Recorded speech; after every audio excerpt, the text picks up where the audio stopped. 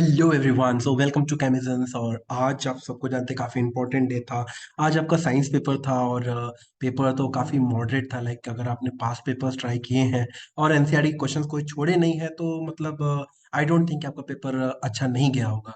So most of you could have easily scored 90% है आप। Okay, सो अभी ये सीरीज है। I am starting with the chemistry questions, एक एक करके लेट अस सी कि कैसे कैसे क्वेश्चंस पूछे गए थे और क्या क्या उसके सही आंसर्स हैं। और अगर उसका फॉर्मेट देखें तो आपको पता है केमिस्ट्री में this time we had 4 chapters, right. हाँ, सो इन 4 चैप्टर्स में जो है सबसे ज्यादा जो वेटेज आया था वो था एसिड बेसिस एंड सॉल्ट्स का। एंड जो कि काफी एक्सपेक्टेड था क्योंकि एसिड बेस एंड सॉल्ट्स में खूब सारे टॉपिक्स हैं। तो उन्होंने अच्छी तरह से पूछे और हर साल सॉल्ट्स के ऊपर क्वेश्चन तो आता ही है, तो इस बार भी मतलब पीओपी के ऊपर क्वेश्चन आ गया, वॉशिंग सोडा के ऊपर क्वेश्चन आ गया, है ना।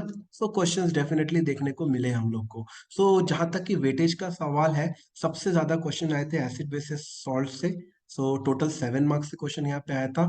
बाद में कार्बन एंड कंपाउंड्स और अपना ये केमिकल रिएक्शंस इक्वेशंस, इससे टोटल 6 मार्क्स के क्वेश्चन आए थे। और मेटल्स एंड नॉन मेटल का सबसे कम वेटेज था, ओनली 5 मार्क्स के क्वेश्चन आए थे, राइट। सो ऑब्वियसली जो वेटेज देखा जाए तो सबको मोर और लेस सेम ही गया था, है ना। और ये पहले से एक्सपेक्टेड था कि एसिड बेसिस एंड सॉल्ट्स को ज्यादा वेटेज ही मिलना था, right. So now let us see the question one by one कि कैसे कैसे क्वेश्चंस थे और इनके मतलब क्या क्या करेक्ट आंसर है, ताकि आप लोग अपना मैच कर सके। इसके बाद if you put in the comment section I will also make for bio and physics, right. और इस पर्टिकुलर केमिस्ट्री क्वेश्चंस का पीडीएफ आपको डिस्क्रिप्शन लिंक में मिल जाएगा, सो आप उसको डाउनलोड कर सकते हैं।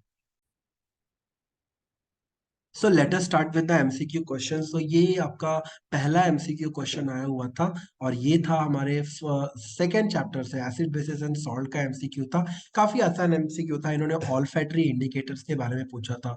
और you already know olfactory indicators ऐसे इंडिकेटर्स होते हैं जो अपना ऑडियो चेंज कर देते हैं to indicate the presence of acid and base. Okay, so आपको पता है क्लोव, ऑनियन और ये वेनिला, राइट।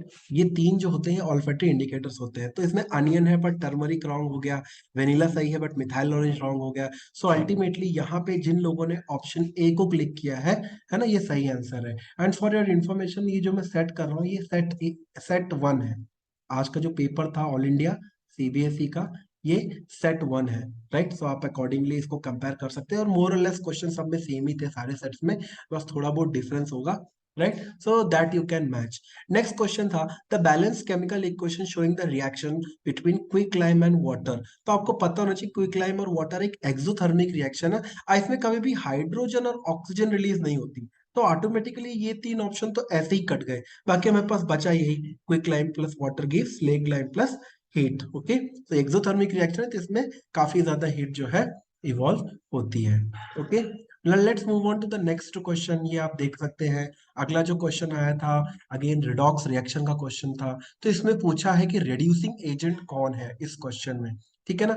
अब आपको पता है कि यहाँ पे जो सोडियम है, इसका ऑक्सीडेशन स्टेट यहाँ पे 0 है और यहाँ पे +1 है।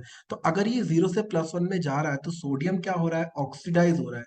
और जो चीजें ऑक्सीडाइज होती हैं वही एक अच्छी रिड्यूसिंग एजेंट होती है। तो यहाँ पे हमारा ऑप्शन ए सही आंसर है, ठीक है। ये तो एनसीईआरटी का ही क्वेश्चन उन्होंने पूछ दिया कि फ्रेश मिल्क का पीएच 6 होता है ना, विच इज स्लाइटली एसिडिक। सो ये दही ना बन जाए तो क्या केमिकल सब्सटेंस डाला जाता है। तो इसमें कई लोग कंफ्यूज है कि बेकिंग पाउडर होगा बेकिंग सोडा। तो इसका सही आंसर है बेकिंग सोडा, है ना, जिसका फॉर्मूला होता है NaSCO3। ठीक है ना, इसमें बेकिंग पाउडर ना डालकर हम बेकिंग सोडा डालते हैं, ठीक है। हमें उसे फ्लफी थोड़ी करना जो बेकिंग पाउडर डालेंगे। सो यहाँ पे ऑप्शन डी जो है फोर्थ का सही माना जाएगा।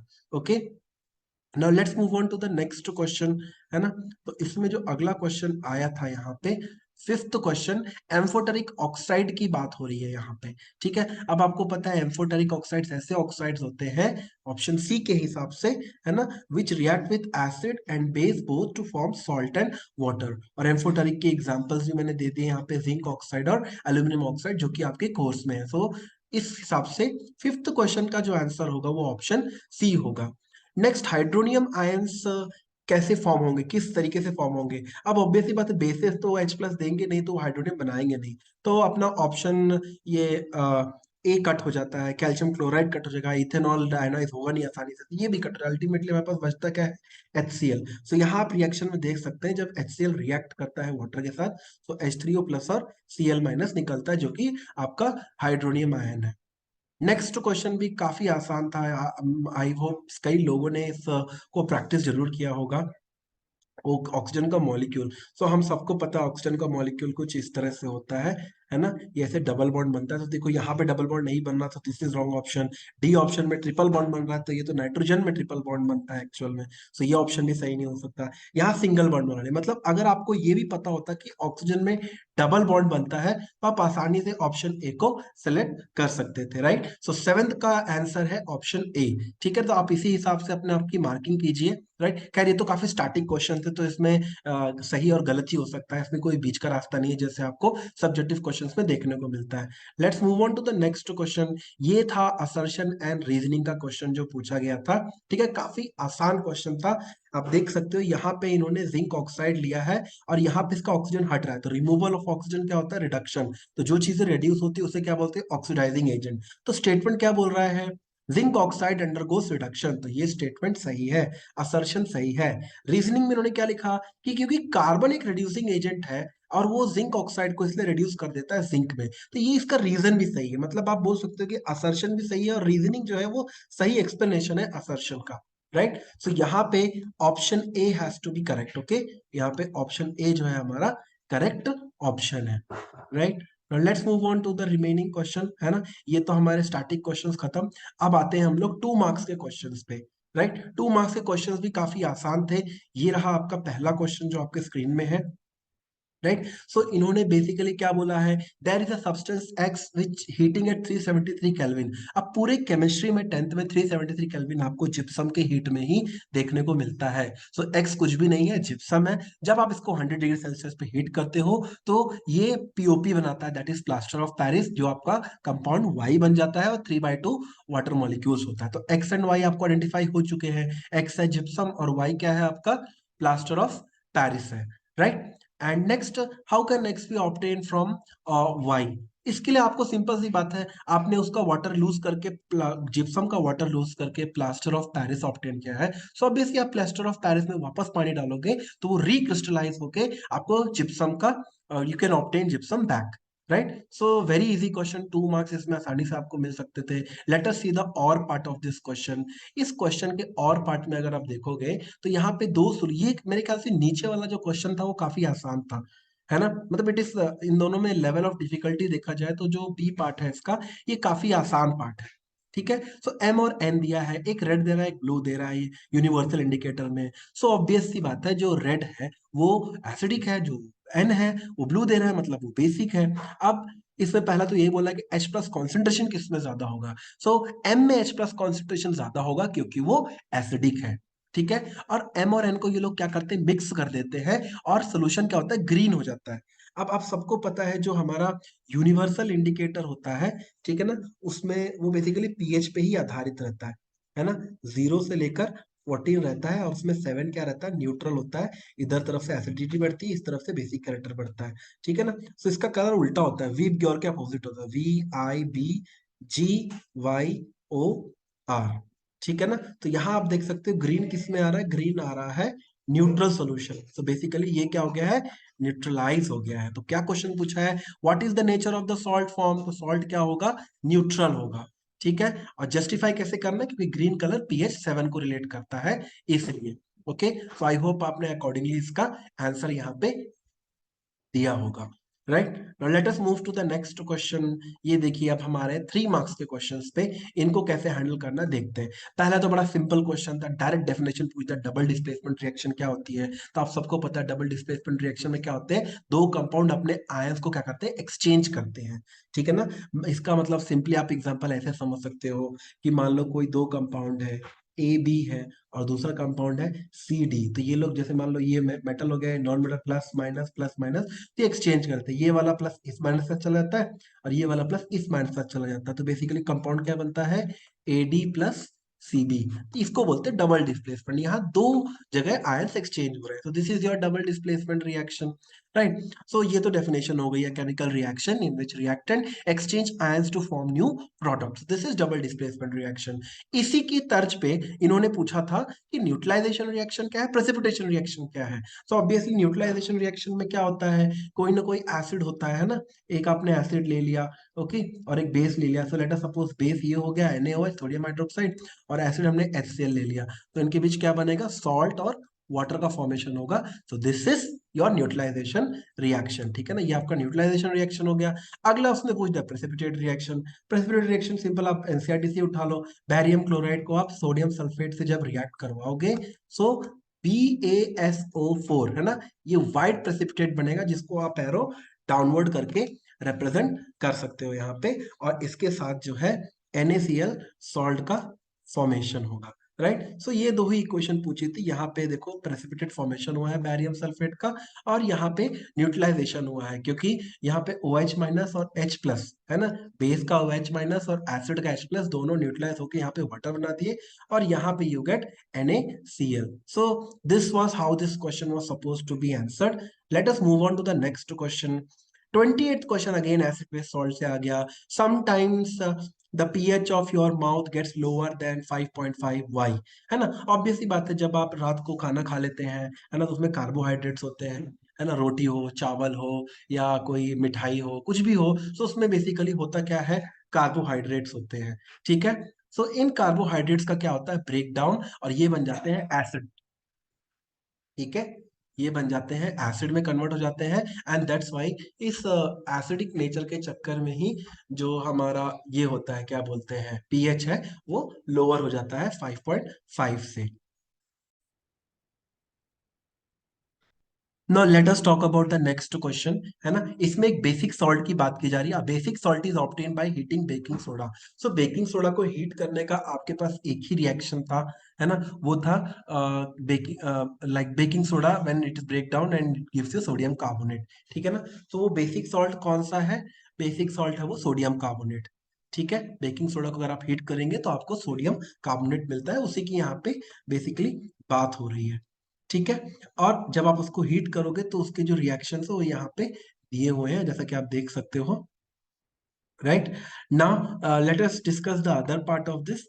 दूसरा पार्ट है कि इसका फिर क्रिस्टलाइजेशन करना है। तो ये सोडियम कार्बोनेट ऑप्टेन होते हैं, इसमें हम लोग क्या 10H2 ऐड कर सकते हैं, तो यहाँ पे हम लोग को Na2CO3.10H2 मिलेगा। ये हो गया अपना वॉशिंग सोडा। अब इसी का एप्लीकेशन पूछ लिया क्वेश्चन में, तो वॉशिंग सोडा का पहला एप्लीकेशन होता है, it is use to treat permanent hardness of water. Water में अगर हार्डनेस है because of the presence of the calcium and magnesium salts, है ना, तो वो क्या है, it it is it can be remove by washing soda.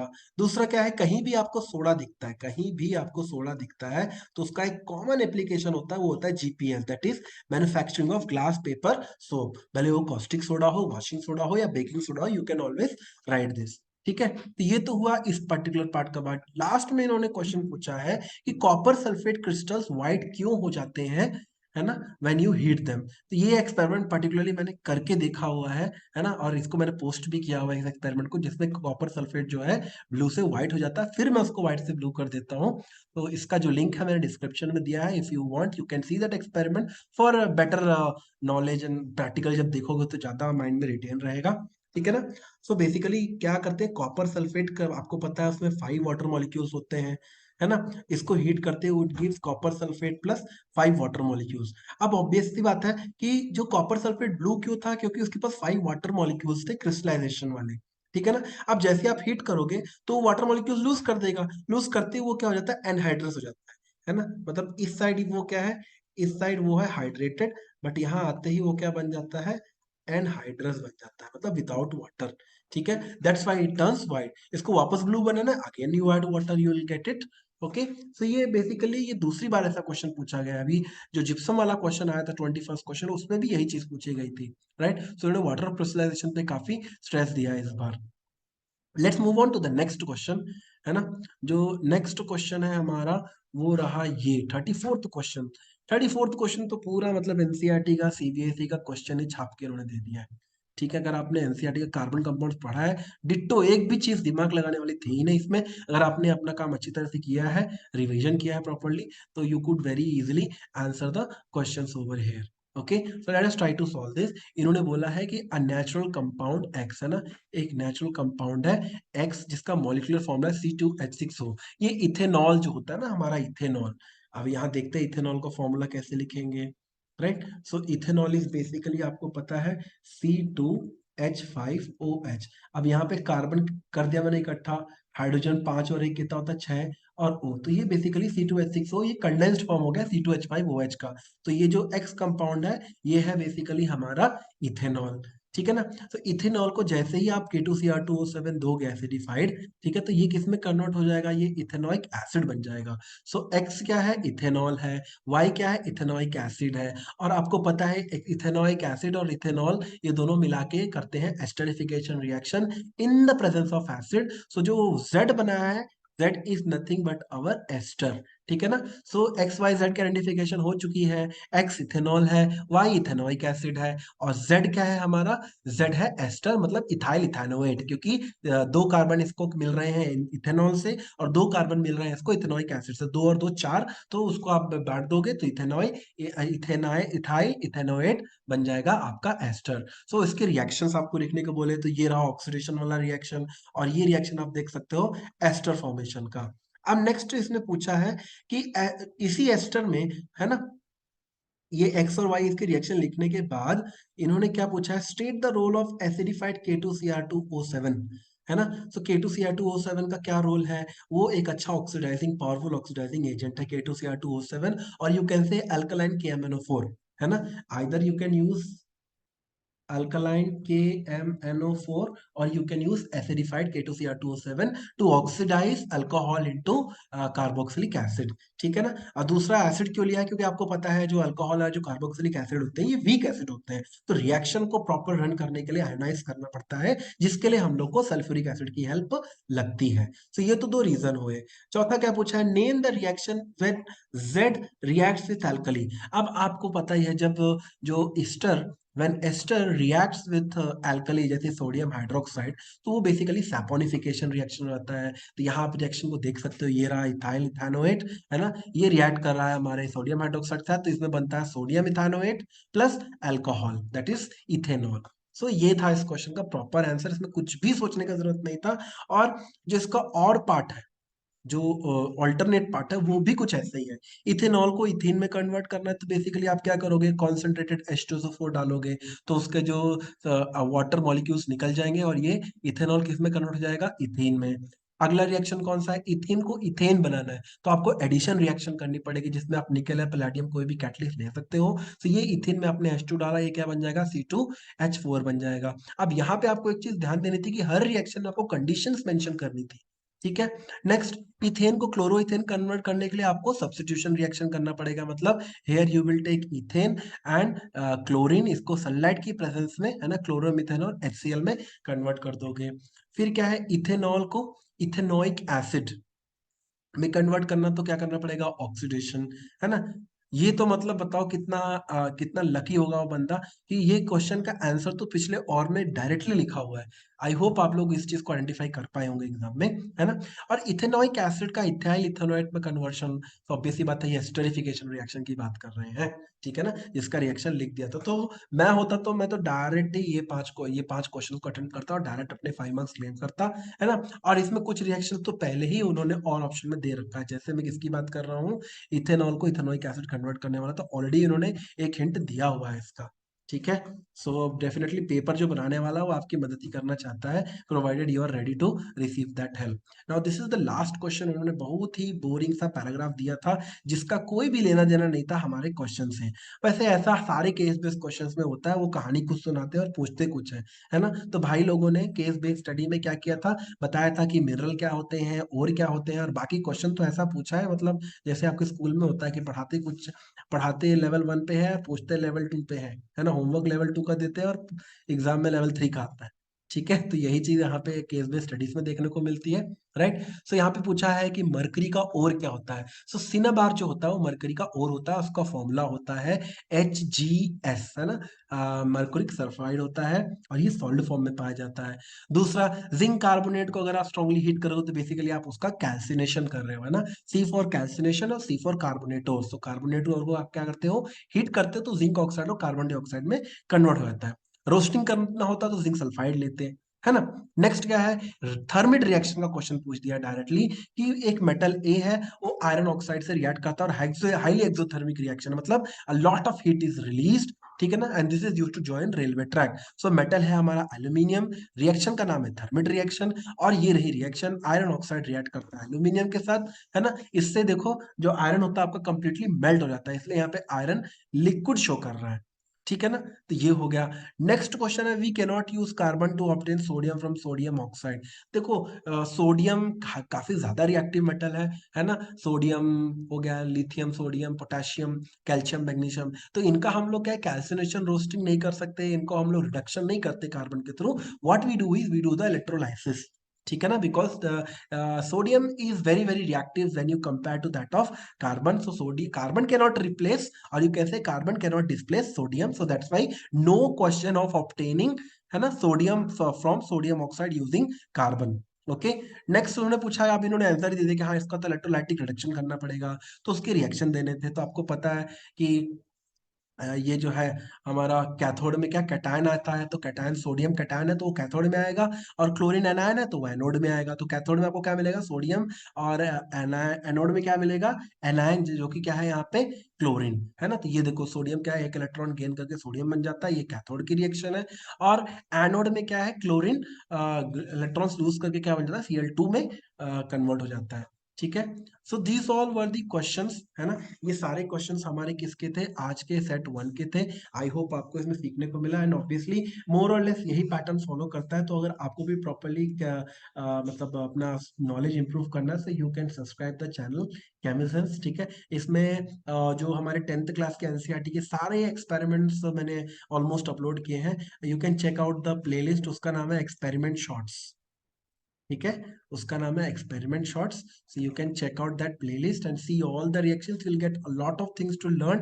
Okay, and stay tune for any chemistry related, कोई भी केमिस्ट्री रिलेटेड एग्जामिनेशन होता है उसका सॉल्व एग्जांपल आपको सेम डे यहाँ पे मिल जाएगा, and with authentic reply, you don't have to go anywhere else. Okay, so I hope you enjoyed learning with me. Till then, everyone, keep learning. Thank you. Stay blessed. Jai Hind.